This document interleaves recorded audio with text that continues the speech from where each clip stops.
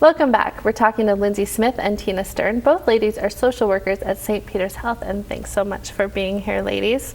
Okay, Lyndsay, so let's start with you. How important would you say it is for someone to really think about their feelings and their emotions when it comes to dealing with a chronic disease or illness?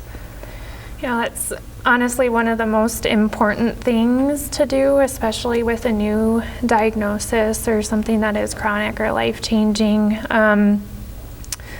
Just being able to process through all the thoughts and feelings and emotions that you're having surrounding that new diagnosis. It's grief in a way. So there's going to be different stages that you might go through, and there are different methods that you can use to help you process through that, of talking to people, talking to friends, family, and loved ones, and writing it down can be especially helpful.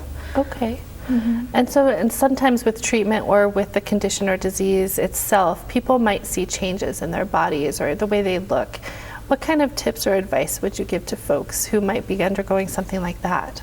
So typically when we're working with somebody with a chronic illness, or when I specifically work with patients who are undergoing cancer treatment, there is going to be a significant change in body image and appearance. And so typically we'll sit down and have a discussion prior to treatment, during treatment, and even after treatment, and just touching base. There are also resources that are readily available for in the cancer world. Some of our patients will end up losing their hair if they do chemotherapy, and there are resources that are available as far as wigs, hats, scarves. So we just try to meet the patient where the patient is at and continue a dialogue around that, because sometimes it is difficult for people when they're in a vulnerable state to let us truly know how they're feeling. Okay. Mm-hmm. And if it's something that is chronic or is going to take a long time to treat, that kind of becomes a person's new norm, mm-hmm. dealing with that condition or that disease. How do you help people cope with that? You know, I would say the new norm is going to be different for everyone. Everyone is going to have their own unique experience, even if they have the same diagnosis as someone else. And so it's kind of the same things that we've talked about, you know, using that support system that you have through friends and family, but also taking the time to identify the positive aspects or things that are happening in your life that are different than what's going on with you medically, to kind of focus on and keep that spirit or... Mm-hmm. Mm-hmm. Because I would imagine for either the person who has the diagnosis or even for someone who's taking care of them or loves them, anxiety, depression, those kind of feelings can be normal, and a lot of people experience those. So how do you cope with those, or how do you help people get through that anxiety or even depression? I think first and foremost what we do when we meet with patients is some facilities, and it's different it's different in every hospital typically, but we will where we are at, we'll do a distress screening to see if somebody is at risk for depression or anxiety. Some facilities will do a PHQ-9, which does screen for depression. And if we do have a patient or even a family member who expresses depression or anxiety, for a family member, we provide a list of community resources. So community therapists, psychotherapists that can help with that process.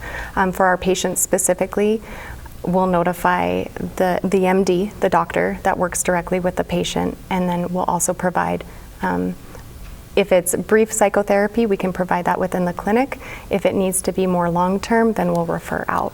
So we do have the resources to connect our patients and their families with support services. That's awesome. Mm-hmm. And we talked with Chelsea a little bit before the break about feeling like a burden on your friends or family when you're sick. Can you talk a little bit about what advice would you give that it's okay to ask for help, and how do you do that?